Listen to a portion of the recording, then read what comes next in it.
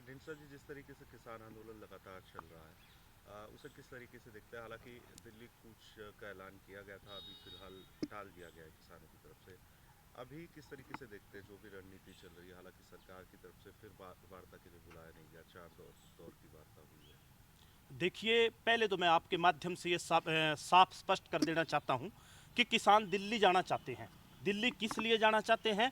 देश के प्रधानमंत्री से उनके वायदों पर जवाब मांगने। लेकिन किसानों की ये जिद नहीं है कि उन्होंने भारत की सरकार के साथ लड़ाई लड़के पैरामिलिट्री फोर्सेस के जो 70,000 जवान हरियाणा में डिप्लॉयड हैं, हरियाणा में लगाए गए हैं, उनके साथ लड़ाई लड़के किसानों के नौजवानों की शहादत देके हर हालत में दिल्ली पहुंचना है। किसानों की मांग ये है कि उनकी जो वायदे हैं सरकार के, चाहे वो एमएसपी पर खरीद का गारंटी कानून हो, फसलों की कीमत C2+50 के फार्मूले पर तय करनी हो, या जो जमीनों की लूट है, भूमि अधिग्रहण कानून है, आप जानते हैं, कर्ज माफी के जो भी मुद्दे हैं आंदोलन से जुड़े, उन मुद्दों पर बात करे सरकार, उनका समाधान करे। हमारा लक्ष्य वो है। हम तो किसान तो खेत खलिहान में अच्छे हैं, अपने खेत खलिहान में काम करना चाहते हैं। सड़कों पर आने का किसानों की कोई खुशी नहीं, कोई चाव नहीं। लेकिन स्थितियां ऐसी बन गई कि लोकतांत्रिक व्यवस्था में चुनी हुई सरकार से जब जवाब मांगने का विषय आता है तो सरकार देश की दिल्ली से चलती है और जवाब दिल्ली जाके प्रधानमंत्री से मांगना है। उसीलिए किसान सड़कों पर आए। लेकिन हरियाणा में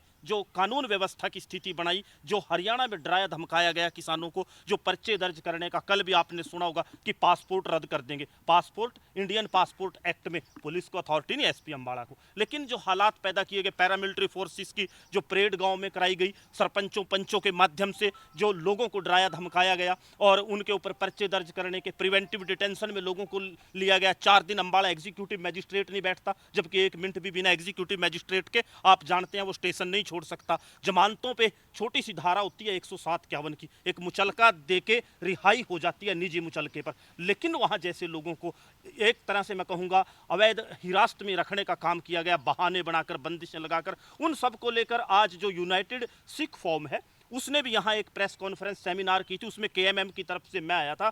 ये सब जो विषय है किसानों के, जिद नहीं है किसानों की दिल्ली जाने की। लेकिन दिल्ली भारत की राजधानी है। दिल्ली को चीन में, अफगानिस्तान में कि वीजा पासपोर्ट लगेगा? देश का किसान है, देश की राजधानी है, जा सकता है। इसमें हरियाणा सरकार बिना मतलब की बेमायने से अड़चन पैदा कर रही है। अब क्या रणनीति आगे किसानों की तरफ से बनाई जाएगी? क्योंकि आगे तो बढ़ने नहीं दिया जा रहा है। अब पंजाब और हरियाणा के बॉर्डर पर किसान बैठे हैं। देखिए, जहां तक सवाल है, कल तक के लिए मुलतवी है। कल जो शहीद हुए हैं एक गोली से हमारा नौजवान किसान, उसकी जो क्रिया है, उसको जो श्रद्धांजलि सभा है वो होगी। उसके बाद वहां बड़ी अनाउंसमेंट भी इसको लेकर होगी। हम एक बार फिर मैं दोहराऊंगा, रणनीति दिल्ली जाने की है, मांगे पूरी करवाने की है। ये सरकार ने तय करना है कि किसान को खेत खलिहान से बाहर निकालकर क्या सड़क पर बिठाए रखना है? क्या किसान को दिल्ली जाने नहीं देना?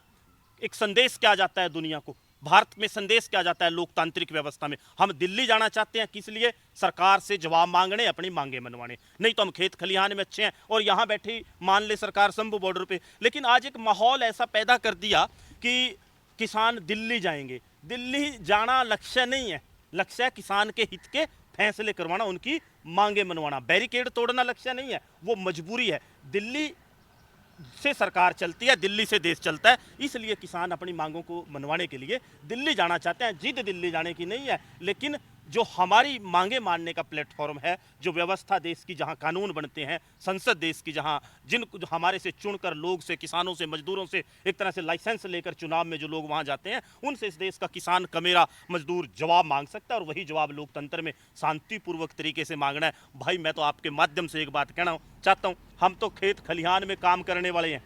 हमारे पास कोई हथियार थोड़ी है। हमारे पास तो ट्रैक्टर, ट्राली, हल, कुदाल, फाड़ा, ये हमारे हथियार होते हैं, यही खेती करने के औजार होते हैं।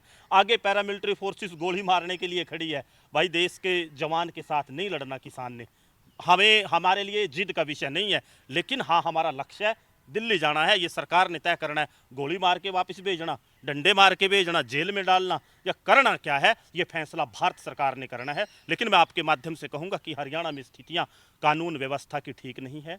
अनेक युवाओं के साथ अत्याचार हुआ, उत्पीड़न हुआ, डराया धमकाया गया, माहौल दहशत का हरियाणा में बनाया गया, खुली जेल में तब्दील हरियाणा को करने का काम किया गया, और ताकि आंदोलन ना पनप पाए।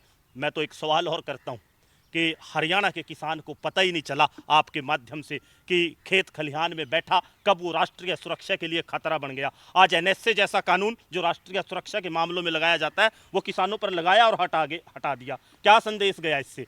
इससे लोगों को क्या पता चला कि ये इतना महत्वपूर्ण और इतना गंभीर कानून प्रशासनिक अधिकारियों के, पुलिस के हाथ का खिलौना बन गया, जब लगा दिया जब हटा दिया। इन हालातों में आप देखो आंदोलन रूप बदलता है, लेकिन लक्ष्य आंदोलन और बड़ा होगा, लोगों के दिलों में है, पूरे देश में आंदोलन है। ये चिंगारी दबाई नहीं जाएगी, शोला बनेगी और निश्चित तौर पर आने वाले समय में आप देखेंगे दिल्ली भी जाएंगे, मांगे भी मानी जाएंगी। हौसले किसानों के बुलंद हैं। लेकिन जिस तरीके से प्रयास हालांकि किसान नेताओं की तरफ से किए जा रहे हैं, दूसरी तरफ चुनाव आचार संहिता कभी भी लग सकती है, उसके बाद आप लोगों की क्या रणनीति रहेगी? देखिए, चुनाव लोकतंत्र की एक प्रक्रिया है, आंदोलन अपनी जगह है। मैंने पहले भी कहा कि हमारे से पूछा गया अनेक बार कि चुनाव में क्या प्रक्रिया होगी। देखिए, जो किसानों के संगठन है, किसान यूनियन, वो एक दबाव समूह की तरह काम करते हैं, चाहे सत्ता पक्ष हो चाहे विपक्ष हो, उसके ऊपर दबाव बनाना, उससे किसान हित के फैसले करवाना। चुनाव आएगा, दबाव और ज्यादा होगा। ये भी रणनीति का एक तरह से आप इसको मानिए। आचार संहिता लग जाएगी तो कैसे फिर ये आपकी डिमांड्स पूरी करेगी? अध्यादेश आ सकता है, मंत्रिमंडल काम करता है, जब तक नए मंत्रिमंडल को जिम्मेवारी नहीं सौंपते। और अभी तो चुनाव आचार संहिता लगेगी, उससे पहले अध्यादेश ले आए सरकार। कितने कानून अध्यादेश से आते हैं, वो ऑर्डिनेंस ले आए सरकार इसके मुतल्लिक। अगर नियत और नीति की बात जो भारतीय जनता पार्टी के नेता करते थे, नियत और नीति में खोट नहीं है, तो आचार संहिता लगने से पहले अध्यादेश ले आए, इसमें कोई दिक्कत, कानूनी अड़चन नहीं है। अभी तक सरकार ने और भी फैसले चुनावों से पहले करने होते हैं, ऐसे ही एक किसान मजदूर के हक का फैसला कर दे, अध्यादेश ले आए, रास्ते सारी समस्याओं के हल निकल जाते हैं अगर बैठ के बातचीत की जाए। अब क्या रणनीति रहेगी आगे? अब कल तक का वेट कर रहे हैं किसान नेता जी। कल देखिए, ये एक महत्वपूर्ण घटना आंदोलन में हुई। ऐसा कभी कभार होता है कि खेत खलिहान में काम करने वाले किसान को सेना के जवान की गोली का शिकार, परिस्थितियां ऐसी हों कि शिकार हो जाए।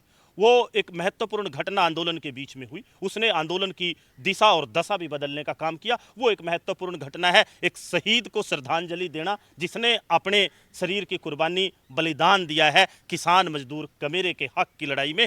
तो उसको, वो एक महत्वपूर्ण है, उसको, उसके बाद सारी चर्चाएं जो होंगी हर विषय पर आपके साथ साझा की जाएंगी।